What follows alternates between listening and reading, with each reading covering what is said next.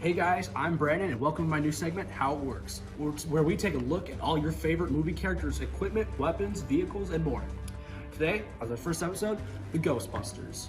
This is one episode that we're doing with two very simple items before we get into the Proton Pack and other things later down the road. But today, we're looking at the Ghost Trap and the Ecto Goggles. Let's get into it. First item on our list, the Ecto Goggles. We're going to talk about this item first. Quite commonly used by Ray throughout the movies, but they are used by other multiple Ghostbusters.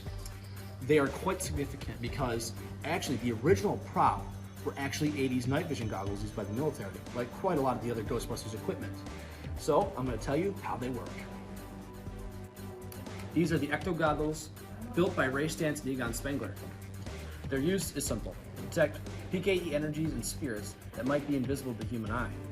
There's an interface on the inside that can show you the PKE number of spirits.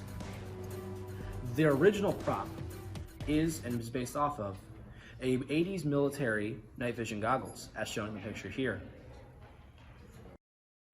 The second item on our list is the Ghost Trap. Carried by all Ghostbusters personnel at all times. I carry one as well.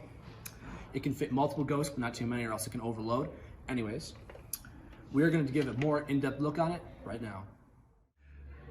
Ghost Trap is designed by Egon Spengler and Ray Stantz. The way it's used is, it's basically like a portable portal or a temporary containment cell for spiritual entities. The way to catch a ghost is simple. We weaken them enough with the positively charged Proton Pack. The negatively charged ghosts get weakened after the proton sucks out its electrons, and the trap here sucks them in when they're weakened. After that, the ghost stays in here for a temporary time before we can put them in our main containment grid, which returns them back to the spirit realm. So that's it for this week's episode. I hope you enjoyed and you learned something today. Next week, the Proton Pack.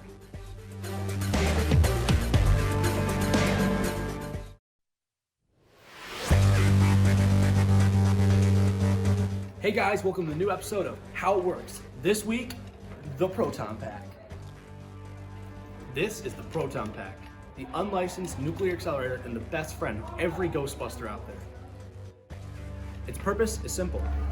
It is a positive charge stream and a negatively charged ghost, and when we hit the ghost with it, it weakens them enough to where we put them in a trap. Its power source is a unlicensed nuclear accelerator, and it makes quite a ring when powered on. Let's test this puppy out.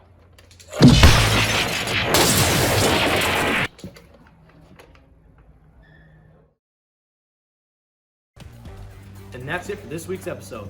I'll see you next time.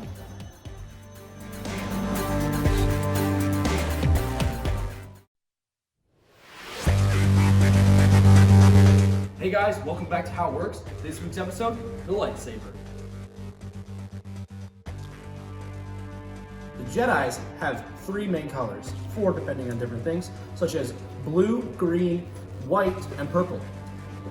The green one are more for Master Jedis, whose abilities tend to be more towards the Force side, while blue represents warriors that are more lightsaber combat over Force. Red is from a bleeding kyber crystal.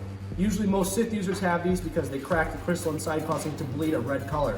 White are from Jedi who, well, not technically Jedi, they're kind of on the half-half side, so they make a white color.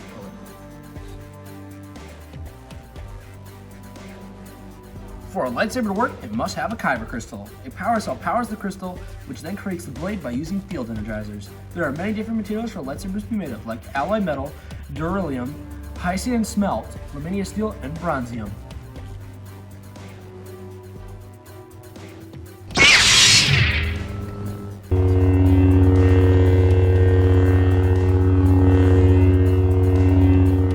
And that's it for this week's episode. We'll see you next time.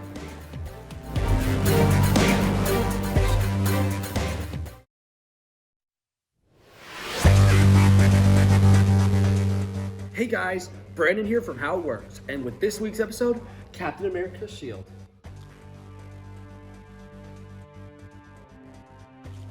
In MCU canon, Captain America's Shield was built by Howard Stark around the 1940s at the brink of World War II.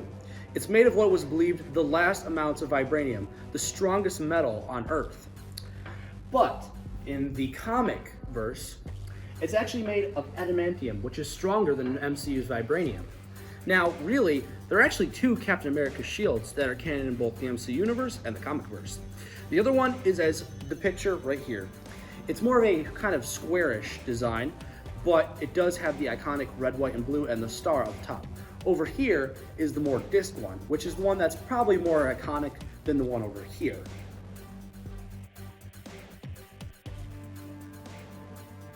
The shield was built in mind almost like a frisbee. It had to have a perfect weight ratio that it could be thrown and bounce off and be caught by the user. But in the words of Peter Parker, that thing does not obey the laws of physics at all. That thing does not obey the laws of physics at all. And that's it for this week. Whoa! And that's it for this week's episode. I'll see you next time.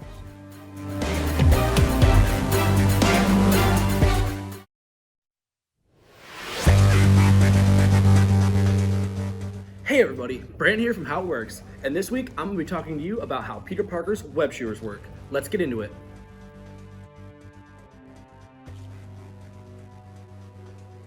Now, Peter Parker's web shooters vary throughout all Marvel things, ranging from actual physical webs inside of Peter Parker's bloodstream, like the Tobey Maguire Spiderman, to artificial web shooters, like from the PS4 game, Tom Holland, and Andrew Garfield.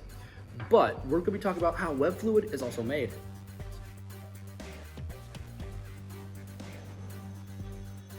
This right here is Peter Parker's web fluid ingredients from Web Fluid 3.0, as seen in Spider-Man Homecoming.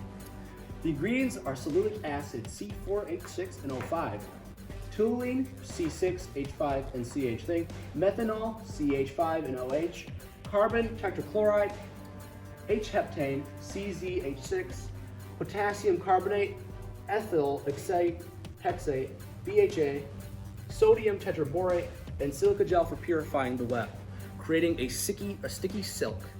Another thing that's really interesting about Peter Parker's webs is that they're actually biodegradable and actually dissolve about 2 hours, as told about in all sorts of Spider-Man films, cartoons, and media. Now, compared to real web, it's actually more mineral-based in spiders, and they have 7 different spinnerets on their abdomen that each produce an essential component for making a strong, sticky silk.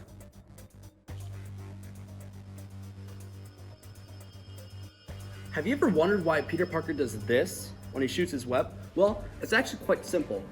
There is a little button that's usually right here around his web shooters because it goes down to his hand because he shoots it from right here. He does this because it has to have exact pressure so it doesn't shoot when he's making a fist. To further explain better, we're going to show you a clip from the 1994 Spider-Man where he talks about his web shooters.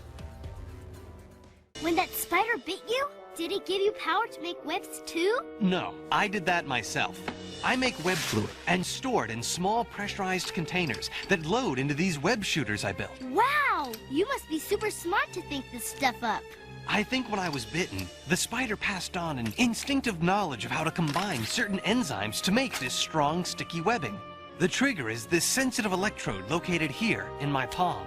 It requires exact pressure from these 2 fingers so that I don't accidentally activate it when I make a fist or grab something. See you later, webheads.